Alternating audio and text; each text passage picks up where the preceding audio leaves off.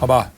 这个王义川又有一个争议的事件了哈，他对幼童去宣讲恶修三法，哦，说这个都是恶法，哦，立法院把它通过了哦。那而且呢，教育要从小做起，不放过任何可以宣传的机会。所以他在苗栗南庄其实是一个那个民宿了，哦，不是学校了哈，那是民宿。那一些的年轻朋友的孩子啊，那民宿说呢，也不知道他们会去讲政治了哈。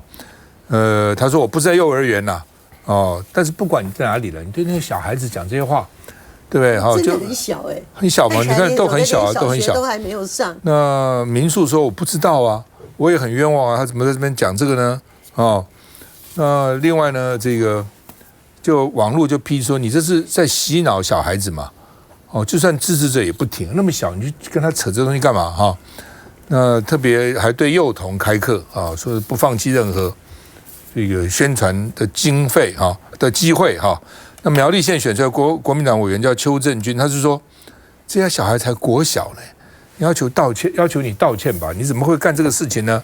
哦，那不是绿卫兵吗？林涛说这是绿卫兵啊，像共产党一样啊。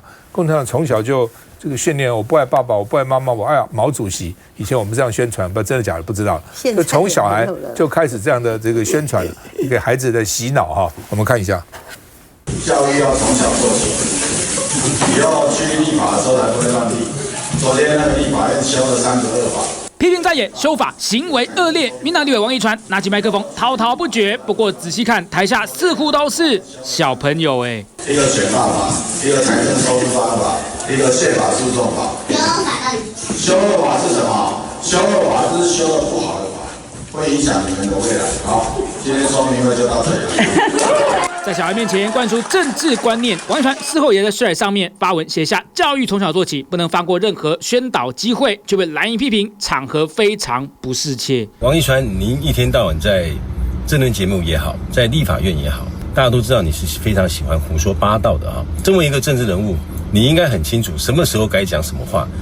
事后 PTT 上有大量网友质疑，为何要从小灌输孩子仇恨？难道爹亲娘亲都没有赖主席亲？对此，教育部说不知情。有没有修法的行为？我不知道这件事情的。对，我很抱歉，这我不太清。我跟我的朋友的私人聚会，我的朋友有些有带小朋友来，我就跟他们讲说，白兰在立法院，修这些恶法，那里不是校园。讨论的题目也没有18禁的问题。过去大家不是都说政治不要进入校园嘛？大家不要用政治去干扰、去洗脑小朋友。叶元之啊，不回答，总不能说，我们现在讨论政治，小朋友通通去睡觉吧？王义川的心态我真的不能理解，他的第一反应竟然是说啊，这也没什么，也没有18禁。说真的，一个立法委员会觉得他要面对一群小朋友。就算是读小学吧，我看起来他们都是娃娃型的小1、小2吧，可能甚至有一些。今天我又看到另外一个报道，发现说他们根本还是幼稚园的小朋友。你针对这些人，你去讨论立法院通过的法案，让你内心里还在想说，我要小心哦，不要违反18禁。你是什么奇怪的心理啊？我真的是觉得非常莫名其妙。我真的觉得说。他这是民进党把他拿出来做扛棒人物，民进党的人头壳有没有坏掉啊？一点都不知分寸。首先呢，它是一个民宿哈，那他什么怪异的朋友要去叫一些没事干的大家很高兴去玩的小朋友？我觉得小朋友真有够倒霉，来这里呢看一个怪叔叔来跟我们讲一些怪话，然后听也听不懂，对不对？然后问他说：“那叔叔你到底讲这什么意思啊？”他就说：“恶法就是不好的法，那是什么意思？说文解字吗？恶等于不好。那对小孩子来讲说，这拐我要下面逮鸡。”所以我觉得难怪你要引发家长的愤怒、网络的嘲笑，跟你立法院的同事的讥讽嘛，对不对？那当然跑去问教育部长、教育部次长，他们当然也很无辜啦，因为那个并不是一个教育的场域。可是我觉得王义川，你今天也是一个立法委员了，你已经不是在网络上在那边吃喝喝的搞网红了，那你可不可以尊重一下立法委员的职务啊？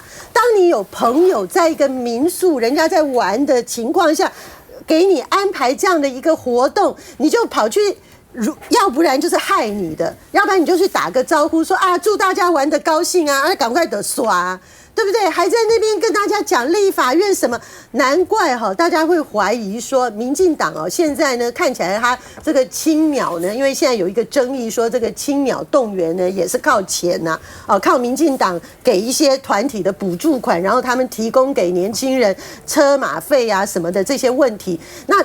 青鸟看起来他们的动员越来越不利那他们是走高中生以上、大学生、研究生，难道他们越来越不利以后，要把青鸟的那个，就像当年纳粹党搞亲卫队一样，你要下放到国中生跟小学生来培养小小的青鸟绿卫兵吗？你如果做这种事情，难怪人家就只觉得说你挺戒严党一点都不冤枉，你内心就是一个要走独裁之路的政党。父亲，我其实不太能够理解，就是说这样的人生就是说你的人生除了政治没有别的事情了。其实这是一件很悲哀的事情。就当你如果说你说是一群朋友，然后到苗栗的一个民宿，然后他们是携家带眷，带着小朋友来，然后说希望大家能够同乐哈。那你常常大立委来，也许人家很高兴，可是你可以谈的话题是无所不包的。孩子成长的过程到底有没有参与？是没有参与到这种程度，所以不知道小孩子真正想要听的是什么吗？这是属于他个人的部分，那就是他自己的问题。但是我觉得为什么大家的反应会那么大？因为我们会认为孩子其实还在成长的过程当中，还在接触各种的判断能力的过程当中。其实那所有的谈话就是洗脑式的啊，这个是很坏的。所以呢，他们都是坏蛋。你要记得，他们都是坏蛋。就是说，我们的社会其实已经开始希望能够走一个批判思维的一条路线，因为我有批判思维，可以在未来的世界、未来的社会可以生存。所以我们不是那种黑白，然后呢一分为二，这边就是黑，那边就是白，不再有这样子的一个思维。所以我们也需要训练小孩子能够有这样子的一个这种批判的一个思考的能力。当然幼稚园也好，小学也好，他们其实建立基本的知识都来不及了，更不要讲说建立这个批判的能力。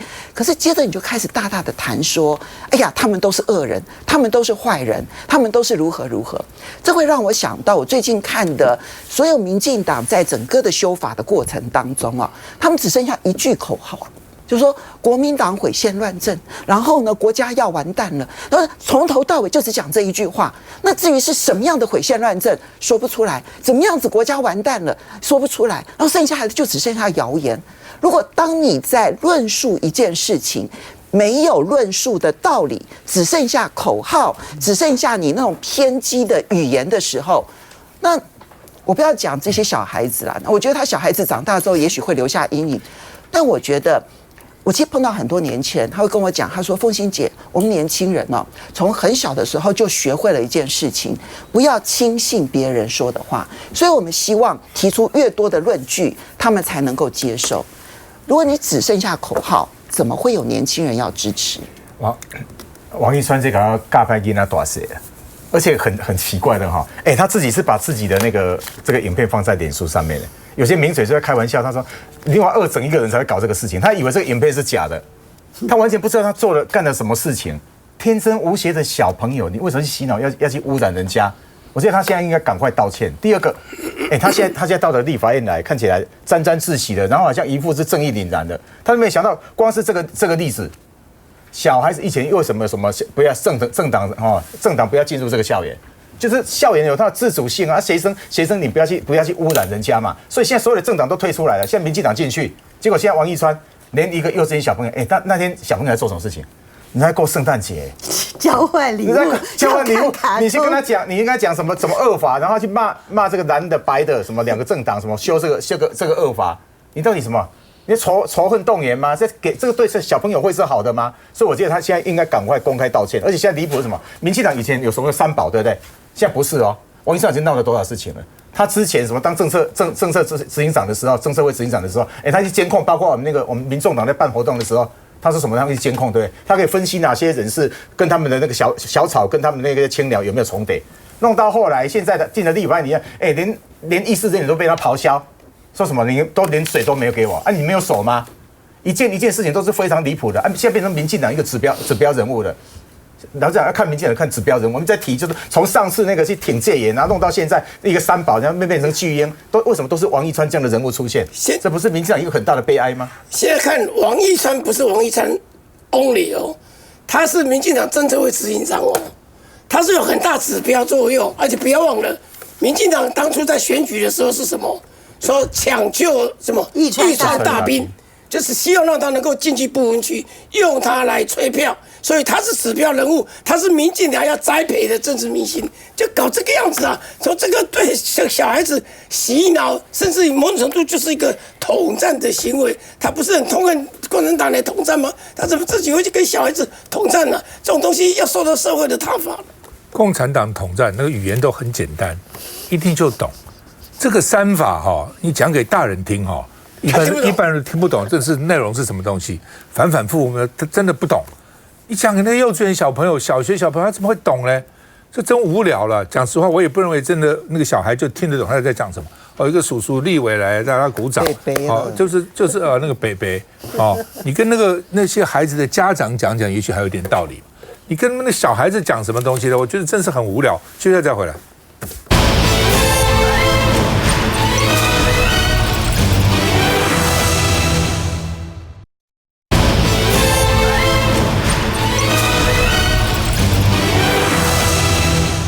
好，立法院通过3个法呢，总统府行政院说要寻救济了，那国民党说你是要搞焦土战吗？那柯建铭是说要拖过年再说，对啦，过年再说。那国民党说，因为他想要先通过总预算，就是说这个万一现在去出什么招，影响他的总预算那赖清德说这是剥夺人民的权利。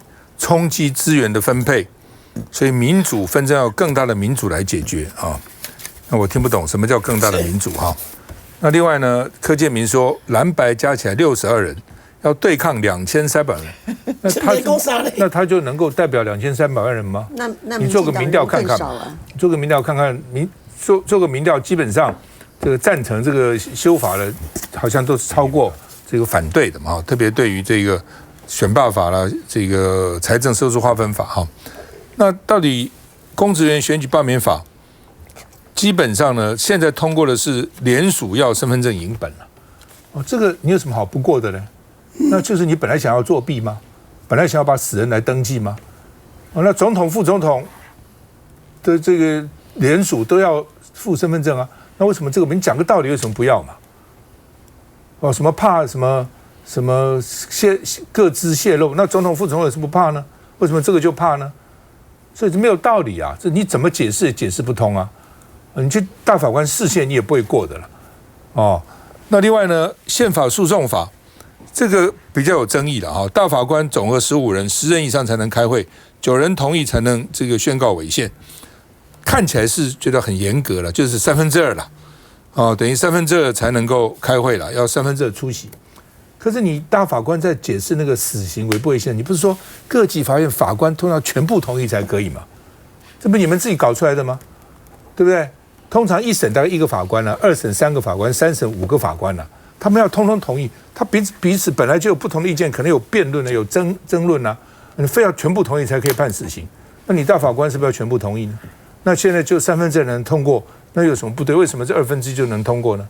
大法官解释都很重要的所以我也不觉得这有什么不对那另外呢，这个现在9人同意才能宣告违宪释任，因为他主要是现在大法官大概剩下8个人了，那现在7个如果不够的话，他就不能开会，主要是为了这个那你就好好提一些，跟在野党协商一下，提一些大家能够接受的人不就好了吗？这有那么困难吗？非要你自己独霸独吃吗？通通不跟在野党商量吗？另外呢，财政收支划分法就刚刚讨论很久了啦那而且你行政院为什么不提版本呢？你可以提版本以前立法院提出版本，行政院提出版本，然后大家并案审查嘛，你就不提。我是维持现在就好，没有一个版本比现在好，所以我不提。那立法院修了，那你又是怪来怪去，不是很奇怪吗？那民进党怎么破解了？第一个就是行政院长不附属了，总统不公布了，另外呢就是松4线了。我想大概就这几招。那你这个不行的、对不对？你是违宪啊！你要公布就要公布啊！你要这个附属就是附属，附属不是制衡立法院，附属是制衡总统啦。就怕总统专断，所以总统的这个很多的法律要行政长附属哦。那民进党是说我不附属你就会倒阁哦，倒阁以后我们就来重选哦。那另外呢，这个就刚刚讲嘛，这个东吴大学的教授苏子乔说，3种救助路都走不通了，附属权是制衡总统，不是制衡立法院的哦。那另外呢，这个因为那个时候最早的时候，这个行政院长还有立法院去通过的啦，最早了哦，所以呢，那个时候总统不是说我爱提名谁，我要干掉谁就干掉谁，还间接给行政院长一点民意基础，所以呢，总统的这个法案，就是立法总统签还必须要行政长附属，主要这个地方是制衡总统，不是制衡立法院，制衡立法院有什么好制衡的哦？那现在就问嘛，每天这样大乱斗要搞多久啊？哦，另外呢，大法官说呢，民进党想要去这个联络民众党，看能不能通过2个人呐、哦，希望能够通过因为国民党好像说通通不给通过，那民进党国民党原来是要1个了，那现在又说通通不能通过，现在不知道怎么样。那民众党传出来是要放行1个人呐、哦，所以呢，全部不给通过，还是要留1、2个哦，说蓝白也陷入两难了。我们先看一下。这个他们怎么样背革这3个法？但是我告诉韩院长，告诉傅昆萁，告诉黄国昌，奈来有这么急吗？要摧毁台湾有这么急吗？3法争议势必在先攻防，立法院预计最快12月23日送出3法，同步给总统府和行政院。依照程序，总统府应于10日内公布，3天后生效。但如果行政院认为窒碍难行，必须10天内提出复议，最晚元旦当天；而立法院需要在15天内做出决议，按照这时程，最晚明年1月16日。立院则目前预计1月中休会，但若适逢休会，立法院则要在7天内自行集会。并于开议15日内做成决议，因此不排除立院可能过年开会。我们现在呢，就是会演绎所有宪政上面的救济程序。好吧，孟凯。我想先说，中华民国过去到现在没有总统在立法院3读通过法律之后，总统没有公布的，因为这个明文规定是总统应于10天之内要公布，所以这不是现在民进党有些朋友不是得啦，是应啦，是应，所以说它不是总统的权利，它是总统的义务，应该要这么做。所以第一个，如果不公布的话，其实赖清德总统是自我阉割、自我矮化自己总统的一个义务，而且这本来就应该要公布。第二，附属刚刚主持人已经讲了，附属是行政院长对于总统的一个反驳，或者说对总统的一个不同意，并不是对于立法院。所以行政院长如果不附属的话，其实反而是针对的是总统，有可能行政院会做的是复议。就如同那个5月的时候的国会改革5法一样，行政部门在做复议，那我们会要求行政院长来做专案报告，并且告知我们窒碍难行之处在哪里。因为复议主要是行政部门认为有窒碍难行之处嘛，但是如同刚刚讲的选罢法附上身份证影本，现在总统、副总统的联署就已经有身份证影本啦，你没有窒碍难行，为什么同一部法令里面这个会窒碍难行？那再者，财务收支划分法现在也做合理的分配，也没有窒碍难行的地方嘛。所以我想这几个部分其实回归到一个点，就是说可能民进党内部也有评估过，复议不会过，因为蓝白占多数。而如果复议完之后，他们可能要再申请释宪，但是申请释宪也非常低的几率会过，因为这个就是修法范围之内嘛。那在这一些范围都没有办法的情况下，他要延长这个热度来做政治的斗争、政治的一个对抗。拉回来，我们讲是说这个15名的大法官啊，明天早上8点，我们已经确定要召开党团大会，我们也会在党团大会里面做最终的一个决定。其实过去我们有讲是说废死的大法官，我们绝对没有办法接受。那但是另外一个部分，我们到最后是全部7个都没有办法过，或者说有一个，因为有1位大法官是相对来讲比较支持反废死的，所以有可能这还有讨论空间。但最终不管怎么样，我们一定团进团出。可我们要讲的其实还是当初大法官的设计，以前到现在15名的大法官很少有补不满的时候，所以现在我们讲是说，不管是9位才能够开会，10位才能够开会，9位才能够宣判违宪，这其实都是非常低的门槛，是相对来讲，这个是所谓的防弊机制，就避免像过去的这个实质废死的一个判决成立的一个发生哦。那我们另外要讲的是，这取决在提名啊。其实总统提名大法官的时候，本来就希望能够提出公正客观、大家都能够接受的一个人选，改立法院来给予过半数的一个通过。但现在如果说7名大法官提出来，到最后假设全部都否决，或是说甚至只过1位的话，其实总统你自己应该也要思考啊，当初为什么会提出这样的一个人选，让多数立法院没有办法接受？我们之前我就一直在强调，不管是考试委员，不管是大法官，不管是 NCC 委员啊，你如果说提的是公正客观、德高望重、大家都可以接受的名单的时候，再也没有理由去反对或没有理由去不接受嘛。可是因为你提出这个名单，就是一出来之后，众所皆知，大家都哗然。当哗然的时候，大家没有办法取得社会共识的时候，说真的。到最后不过的情况，我觉得提名的人真的要自我检讨。民众党现在怎样？我们已经有初步沟通过了哈，那明天早上会做最后的确认。我们有3个主要的这个标准，对，会不会过主要标准？第一个，就他在问我们在询问的时候问好问满的同时，他回答有没有躲避问题，或者是直球对决，看起来有2位是表现还不错的。第二个就是他有没有主张废死或者反废死。你现在民意很清楚嘛，就90%以上都是那个认为实质废死是有问题的嘛，所以他如果主张是废死，那几位我看过的可能性就低。另外有一个，就他的独立性够不够？他说政党色彩很重，那当然在这3个标准下，我们明天会做一个。另外我提一下哈，实际上宪法诉讼法这次的修正里面，很多人在讲那个什么要有10个人出席，这个是民众党的版本，后来国民党支持我们嘛，很多人讲说太严格，什么太严格？捷克就是这样定啊，日本也是很近啊，日本是9跟8啊，他们都是15个大法官啊，最重要上都就是刚刚孟凯讲的。你提出来的人如果经得起考验，你马上2个月内，你不管明天过了几个，很少有空缺期啊。对，就是因为你提的都是政党色彩太重，没有独立性嘛。第一个你是主张会死的，所以大家就投反对票嘛。你如果真的提出来的赖清德，如果说你提出来的人，你赶快在2个月内再补提名，对不对？明天被否定掉的，你提出来是在全民都是帮你鼓掌的。国民党跟民众党敢去反对吗？重点是你的提名，如果提名的人是对的，那整个以后7个人全部也有可能全部都够，很快15个都有。你要10个人开会，9个人共事，这个很简单的事情。休息一下再回来。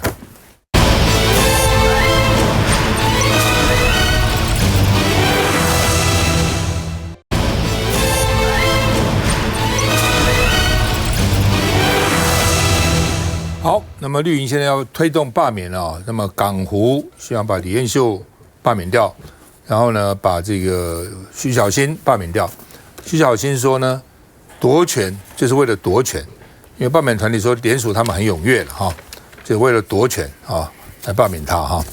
那另外呢，台中市3个国民党委员呢，那他们去在推动罢免，说呢，因为立法院通过这3法以后呢，联署人数变多了哈。那因为这次这个修法通过以后呢，那媒体认为说呢，这个青鸟现在呢有柴火哈，我们看一下。寒冷的冬天，罢免热度不减，民众一个个排队签联署，锁定国民党立委徐巧芯。拿着大包小包也要签同意书，写完后，志工们检查确定 OK 没问题。这是罢免徐巧芯团队首次站路口，选择新义与南港的交接处后山埤捷运站。我们强烈感受到。那个之后有非常多人来跟我们讲说他们想联署，1000这边持续往上提升当中，意思是联署踊跃，还要跟隔壁的港湖罢免李彦秀团队串联。而被锁定的徐巧芯发文字声明回应，为夺权而存在的罢免，多数人不会接受，并称会继续秉持立委权责，强力监督政府。只面对罢免遍地开花，26日独派要开全台大罢免论坛，联电创办人曹兴诚、罢韩4君子陈冠荣都将出席。因为民进党若要重获过半，至少要有6个蓝委被罢免。面对罢免的政治动员，我们也一定会正面迎战。好吧，这个法律规定是当这个就职1年以后才可以嘛？对，对啊。那现在还不到1年哦，可以来罢免吗？来，赖委。现在照理讲，现在的联署的这些动作签字啊，应该都没生了，都无效了。照规矩的话，今天倒过来说啦。今天倒过来说，如果国民党立委，国民党的这些人要去罢免民进党的立委，他可能就说这不好，这个无效，因为法律规定2月1号才能够启动所有的动作。那现在来讲的话，我觉得这就是一个造势了哈。而且现在来讲，你注意看到柯建铭已经讲了要年后再处理，什么意思呢？他整个来讲的话，就是说我要想办法掐死这个选罢法要附身份证。因为附身份证的话，就困难度就很高。那有没有这个可能？中选会它现在是很重要的解释单位啊，有没有可能说我现在开始做了，好了，按照现在的法是不用附身份证的啊，到时候说这个我是用旧法不用身份证啊，新法啊，对，就不用身份证的影本啊，所以我现在开始我是采取现在的法律不用影本。等到2月1号以后，采用影本也给你回当有争议的时候，谁来做判决？中选会他来做判决所以我觉得这里面你就可以发现到说，这个他们已经蠢蠢欲动了。其实有必要这么急吗？2月1号就按照规矩嘛，开大门走大路，2月1号才开始启动所有的罢免动作，这样子的话比较不会有争议的。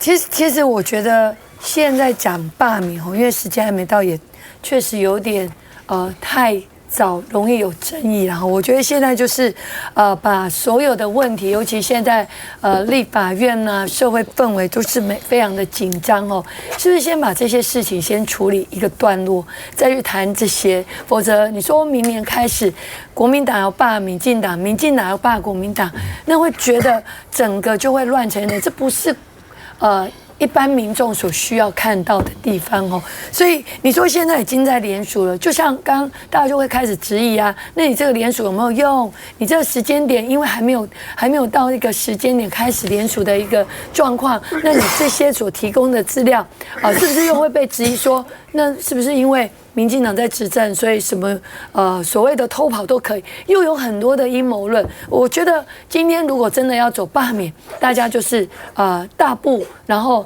这个走在一个比较正常的一个状况程序，该怎么走就怎么走。那如果不是的话，那是不是应该大家好好的去谈，怎么把现在大家面临的社会氛围，民众每次跟我们讲说，到底还要蓝绿的这样的一个所谓的争议，还要到什么时候？每一次我们在基层走都遇到这样的一个大家对我们的一个询问其实不是蓝不是绿，反正都是中间选民，他会觉得说，到底我们社会的一个氛围什么时候才能告一个段落？对啊。什么时候才能够好好讨论法案，而不是每一次都用各种方式来阻挡讨论这件事情？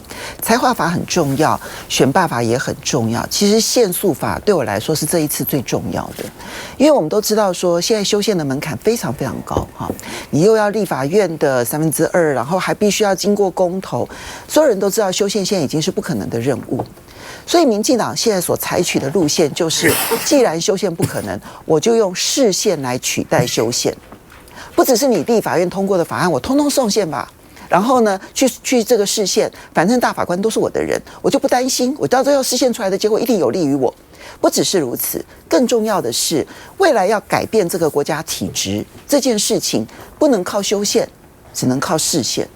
所以释宪如果我们不把它严谨化，参考全世界的案例，它并不是说台湾特别严，刚好相反，台湾过去特别松，我们现在回到只是国际的水准，如此而已。那民进党现在就受不了了，因为对他们来说，那一个用释宪来取代修宪的国家大计遭遇到了阻碍。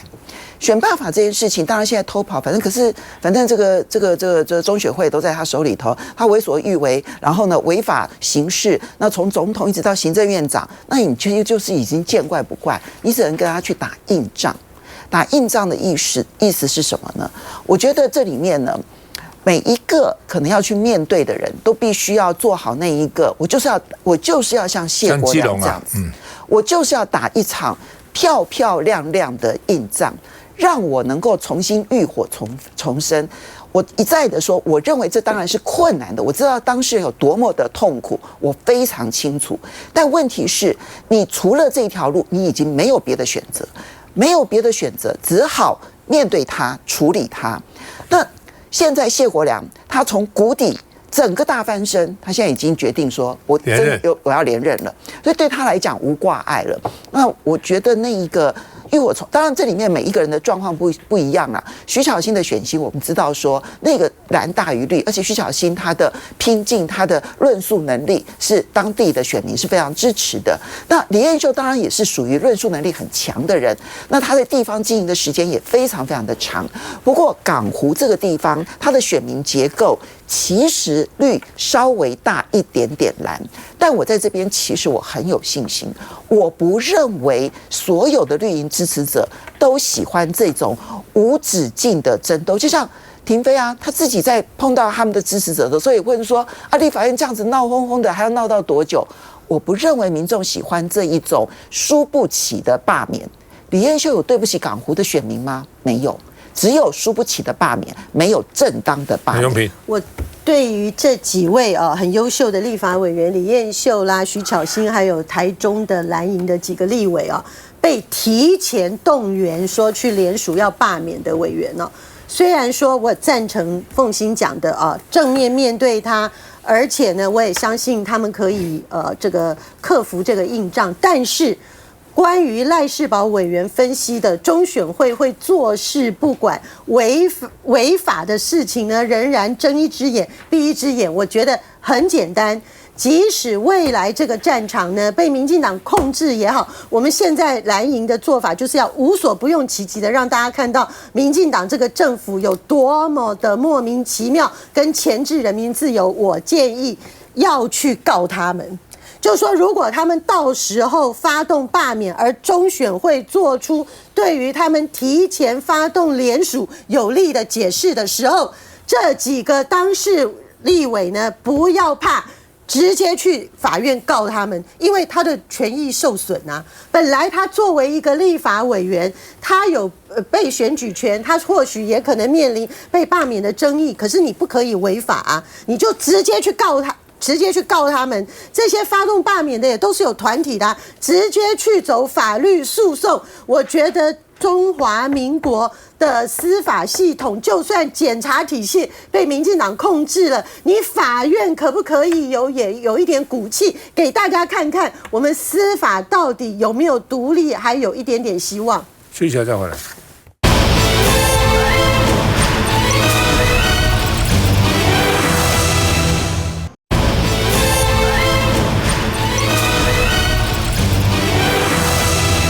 好，蔡壁如的动向引起关切啊！他用 LINE 向卢秀燕请辞台中市政府的顾问。好，这个顾问是有几职顾问啊？然后呢，蔡壁如说：“我干嘛要辞顾问？我不排除选民众党主席。不过他现在要选中央委员了啊。”那蔡壁如说，民众党现在陷入一个退党潮，哦，说不少人小草退党，但是呢，民众党的这个发言人啊，他们说呢，哪有什么退党？我们党员不减反增，最近有增加，没有减少啊。那党里面呢说，都在防蔡壁如回归党中央。蔡壁如说：“你们防我，加深我参选的决心，越防我要选。”哦，那另外呢，中央委员江和树说，现在讨论会撕裂党了，柯文哲都还没有准辞啊，现在讨论要选会撕裂党。哦，而且呢，黄国昌也不一定要接班了，这是一个死缺啊！哦，这是什么好缺呢？这谁来谁都很难做啊！哦，一大堆头痛问题啊。那另外呢，说这个林富南是关键，为什么？因为他是柯文哲唯一指定的中央委员人选。哦，但是所以原来有人说他应该来这个代理党主席，但是柯文哲指定的他是当中央委员，不是指定他来做党主席啊，所以这个两回事情啊。那另外呢，周玉修还说还没有接到柯文哲的请辞信，奇怪，我们那个邮政怎么那么慢啊？到底他用什么寄的？那另外呢，这个他们是说了啊，这个他们要在防蔡壁如回归呢，是因为怕啊蔡壁如进去以后呢，哇，把什么金流问题啊都捅破。我们看一下。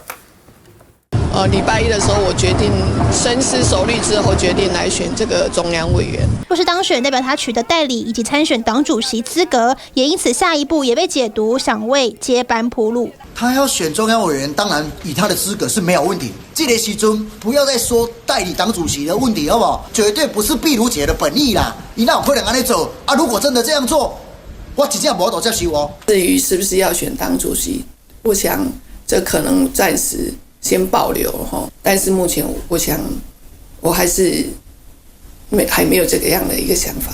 我都会开始启动我的沟通之旅，即将与党中央和党团阐述旧党理念，符合参选资格的人都可以参选要外界别急着画上等号，毕竟还要等党主席柯文哲甄结，现阶段以拖待变。金凯怎么看你们党？现在根本没有代理主席这个选项啊，也没有选代理主席啊。第一个公文都还没来啊。第二个信都还没到我们这边来、啊，会不会说永远没收到，这样就没有这个问题？对，当然是会来啊。可到目前为止，我在录影的时候还没有来，这是一个嘛。第二更重要的，我们开了中央紧急应变中心的这个会议，我们每个人都同意嘛，我们要慰留柯文哲啊。而且是强力的这个慰留，他的信是说秘书长收到就已经达成辞职了，所以这个真的是绿色的法官了。他竟然可以帮我们说这个，说已经解释党章，说这个已经准辞，而且他要请辞，然后马上就生效了。这真的是绿色法官。大家记得这个人吗？这位法官是连施明德以前都抗议过了。他说是一个绿色的法官，而且要侵犯某些人权，有时候连没有发那个传票就开始要办人。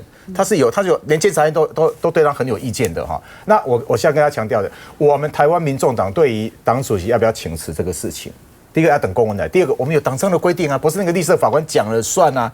那我们现在已经决定了嘛，我们就强力慰留。我们了解的柯文哲，他很爱这个党啊，他对小草那么有感情。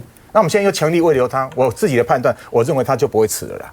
他应该是会留下来，而且我们都已经做好了。一方面，他就请假，他继续好好去打他的官司，面对他的官司，争取自己的这个人权跟公平，司法的这个公平。好，然后这边我们就是一个集体的这个领导的一个模式，让我们这个党慢慢可以过渡过去。现在我们党内有一个比较新的一个发展了。第一个，没有代理这个党主席，也没有选党主席，可是现在慢慢有些人在建议说，那可以设2到3个副主席。就是有点过段时间，因为柯文哲之前有提过，就是说第一个集体领导嘛，然后他指定了这个中常委，这个国会这边就黄国昌嘛，对不对？我们的总召嘛，然后中央委员就是林富兰嘛，另外中评委的主委嘛，伟华，他们3个人就是每次负责这个联合召集这个中央紧急应变中心，基本上已经是一个3个人集体领导。那蔡壁如做什么？所以设一个蔡壁如的目的何在？我先讲哈，那现在我们就说我们继续这个集体领导这个模式，那必要的时候我们就先设2到3个副主席，让我们的稳定慢慢的，因为现在老讲，现在去改选党主席，真的整个党就真的就是乱掉了，我们需要一个过渡的时间。我也认为柯文哲是会留下来的，我们好好去面对危机，度过这个危机。那蔡壁如第一个。他说我要选中央委员，我觉得符合规定，本来中央委员你好好选嘛。现在人才济济，真的很多人要选中央委员啊，那就回来选。那第二个，现在不要去扯到那个代理当主，什么要选这个代理当主，因为没有这个选项啊。你在中央紧急应变中心到现在状况，就不可能要选嘛。所以我觉得这个事情就是停下来，好，这个是最重要的，团结，然后大家共度难关。其实我刚刚听起来好像怪怪的哦，只要那个蔡壁如他说要辞。做了这么做了这么大的动作，辞顾问，只要选一个中央委员，有这么简单吗？然后，但是听齐凯说，好像这个主席的部分又有不一样的，你们的中央领导中心有不一样的一个看法。中央委员嘛，可是现在就没有要选代理主席。为了中央委员去辞了顾问，有几职顾问，这个好像逻辑也有一点不通啊。没有逻辑啊，他愿意当中央委员回台北也不错啊。现在几个关键呢，第一个就是说民进党怎么决定，第二个是柯文哲居然慰留他，要不要接受慰留了？我刚才就讲，我认为他会接受慰留了。好，会接受慰留。其实那个法官是有问题的。第一，法官不应该公布信里头的内容。对的，他只要讲有个信就好了。他只要讲说这个信我已经检查过了，然后呢跟案件无关，所以我准许他把这个信寄出去。那寄信的单位呢是民众党中央，这样就好了。那里面的内容他凭什么公布？他有什么权利公布？其实这是违法的啊。然后呢，他还甚至于帮忙解释说，根据民众党的党规如何如何，他凭什么来解释啊？那而且呢，因为柯文哲他很快可能就必须要决定说到底会不会起诉了啊？大概就是在未来这几天的时间。那一旦起诉了，理论上来讲，其实没有扣押的必要，因为他的扣押的问题是怕串证，你都起诉了，没有必要要扣押。那如果没有扣押，没有这个羁押的必要的时候呢，这个时候民众党可以跟柯文哲面对面的好好的谈，究竟下一步该如何。所以我觉得，当然蔡壁如对他来讲，他先进入党中央嘛，先成为中央委员嘛。那成为中央委员了之后，如果未来柯文哲跟民众党中央谈完了之后的结果，确实也觉得说他要退，那蔡壁如要进一步的去选也是可能的。或是说，如果按照齐凯说的，柯文哲不辞，但是这个设副主席，那他要选副主席，这也是可能的。是宝兄，这还是民众党自己的问题了。事实上，一个政党，我想邵医生最清楚嘛，需要民心嘛。民众党的民心就是柯文哲嘛，不管他现在外面把他打得多凶，需要他嘛。这时候来讲的话，其实柯文哲辞掉比不辞掉，对于民众党的伤害是比较大的。他如果真的没有了，那民众党真的是很辛苦的。柯文哲的问题哦，还要看说，如果真的被起诉，起诉书的内容啦，有些什么？因为我们现在有很多起诉书的内容不了解，那不晓得对他个人还有对民众党长远来讲伤害会有多大，那这个还要看未来。看，民众党还是要往下走啊。那但是刚刚齐凯委员讲到的话，我觉得关键在于是，如果说真的是到最后集体领导要设副主席的话，那副主席是